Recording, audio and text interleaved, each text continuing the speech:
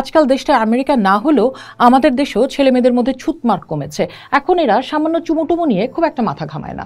আমাদের সময়ে প্রেমিক প্রেমিকার হাতের ছোঁয়া হাতে লাগলে স্পর্শ চলে যাওয়ার চিন্তাতে হাতটা হয়তো ধুতামি না। আর এখনকার ছেলেমেয়েরা মুড়িমুড়কির মতো সম্পর্কে জড়ায়, ক্যাজুয়াল বিশ্বাস করে, আবার এরাই সম্পর্ক নিয়ে হীনমন্যতায় ভোগে। অনেকেরই ধারণা আমার বন্ধু কিভাবে গড়ে তোলা সম্ভব হবে। আমার তো তেমন পার্সোনালিটি নেই। শুরু হয় ডিপ্রেশন এবং বিপদগামিতা। আর আমি আপনি বাবা মা হয়ে তার কিছুই জানতে পারি না, কারণ তাদের সাথে তো আমাদের মতের অমিলের যে চৌকাঠ তা ডিঙ্গানো সম্ভব হয় না, ফলে বাড়ে দূরত্ব।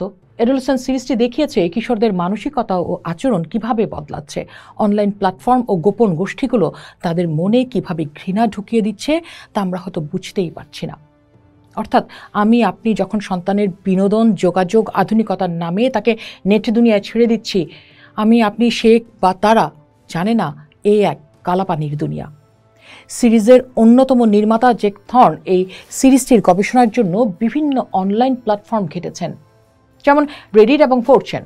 সেখানে অনেক অন্ধকার দিকের খবর তিনি পেয়েছেন, যারা তরুণদের মনে বিষাক্ত ধারণা ঢুকিয়ে দিচ্ছে।